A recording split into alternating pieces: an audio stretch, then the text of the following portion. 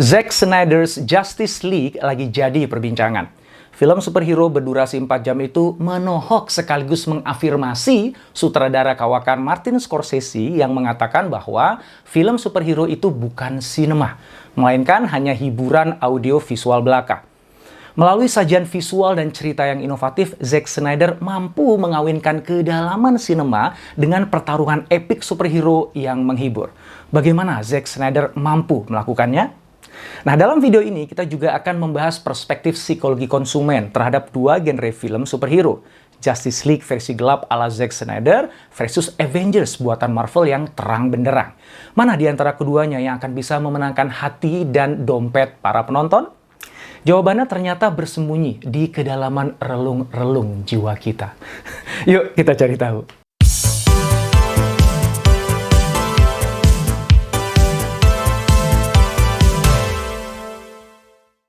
Martin Scorsese mengatakan bahwa film superhero itu bukan sinema, melainkan sebuah tayangan hiburan belaka layaknya naik roller coaster di taman bermain.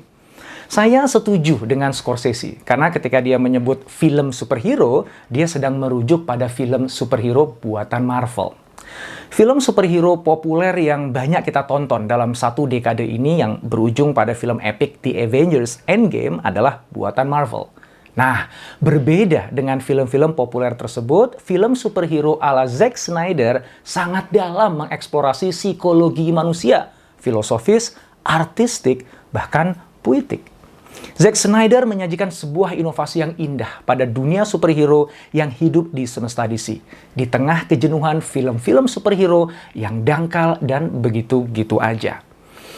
Mari kita lihat bagaimana Zack Snyder menyajikan kisah superhero-nya dan kenapa saya mengatakan bahwa Justice League versinya adalah sebuah mahakarya. Oh ya, sebelum kita mulai, silakan tekan tombol subscribe ya dan nyalakan notifikasinya. Baik, ada 3 aspek yang akan kita kaji bersama, yaitu karakterisasi, narasi visual, dan kedalaman cerita. Tapi sebelum sampai ke situ, yuk kita pahami dulu yuk perbedaan tokoh superhero yang hidup di semesta Marvel dan di semesta DC. Ini penting karena kita akan bahas film Zack Snyder Justice League dengan membandingkannya dengan film superhero dari Marvel. Kalau dalam semesta Marvel, para superhero itu adalah manusia biasa yang secara tidak sengaja mendapatkan kekuatan super. Sementara superhero utama di semesta DC sejak lahir sudah memiliki kekuatan super. Mereka adalah para dewa dan dewi, juga metahumans. Batman adalah pengecualian ya. Cyborg itu adalah manusia yang kemudian berubah jadi dewa teknologi. Film superhero dari Marvel dibuat untuk membantu penonton keluar dari kejenuhan hidup yang biasa-biasa aja. Para tokoh superhero Marvel seperti Iron Man, Spider-Man, Captain America mewakili hasrat kita untuk jadi lebih dari diri kita saat ini. Kita semua bermimpi jadi Tony Stark, kaya, pintar, dan hebat. Sebagian kita yang minderan bermimpi jadi Peter Parker yang kecil-kecil bisa menyelamatkan dunia. Kita yang mungkin merasa diremehkan, ingin jadi Steve Rogers yang tiba-tiba punya kekuatan super yang bisa dengan mudah menghabisi lawannya. Singkatnya, film superhero dari Marvel adalah film escapism, film pelarian. Sebuah media untuk kita lari dari kenyataan walaupun hanya sejenak. Pakem escapism ini terbukti bisa menarik jutaan penonton datang ke gedung bioskop. Zack Snyder's Justice League itu berbanding terbalik dari film-film Marvel itu. Dalam filmnya, Zack justru menggambarkan para dewa dan dewi yang rapuh. Kal-El atau Clark Kent alias Superman, makhluk Krypton yang kekuatan yang gak ada lawan itu, justru tengah berjuang mencari tempatnya di dunia ini. Berharap diterima oleh penduduk bumi yang sebagian mendewakan dia, namun sebagian lagi menghujat bahkan mengusirnya. Diana Prince, Dewi Amazon yang memiliki darah dewa Zeus, menjauh dari dunia manusia. Dia apatis terhadap kebaikan manusia. Diana juga nggak bisa move on sejak ditinggal mati oleh pacarnya. Alih-alih mengajak penontonnya bermimpi, Zack justru membangunkan kita dari kehidupan Fata Morgana. Anda mungkin terlihat hebat dari luar, tapi di dalam bisa jadi Anda rapuh. Di balik kemewahan dan pujian yang saat ini Anda nikmati, bisa jadi Anda justru merasa sendirian. Justice League versi Zack Snyder ini membuat kita nggak nyaman. Nggak ada orang yang suka dibangunkan dari mimpi yang indah. Apalagi diajukan pertanyaan yang membuat hati ini jadi gundah. Namun itulah yang justru membuat Justice League versi Zack Snyder ini layak menjadi mahakarya. Film superhero mana lagi yang bisa menghadirkan dirinya sebagai cermin yang jujur untuk kita? Sinema adalah tentang pencerahan emosional, spiritual, dan estetika. Sinema adalah tentang karakter, kompleksitas manusia, dan sifat alaminya yang terkadang bertentangan dan paradoksial. Begitu kata Martin Scorsese dalam tulisannya di The New York Times. Berbeda dengan film superhero buatan Marvel yang populis, Zack Snyder memperlakukan film superhero-nya sebagai karya seni. Silakan lihat gambar-gambar ini. Setiap frame gambar yang disajikan adalah lukisan indah yang memiliki kedalaman pesan. Setiap gambar memancing sensasi emosional yang memperkuat pesan-pesan Zack pada penontonnya. Zack sering mengambil referensi seni dan sastra klasik, serta simbolisme teologis dan filosofis untuk memperkuat pesan-pesan dalam filmnya. Colin Sanders mengangkat hal ini dalam video esainya atas film Zack, yaitu Batman vs Superman. Lihat ketika adegan Batman hampir membunuh Superman. Ini mirip lukisan Saint Michael melawan iblis karya Raphael. Dalam adegan itu, Batman percaya dia adalah pahlawan suci yang ingin memusnahkan iblis yang tengah mengancam umat manusia.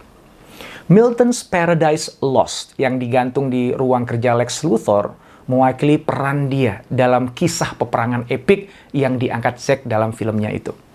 Lihat juga adegan Lex ini, yang persis seperti lukisan Napoleon the Conqueror.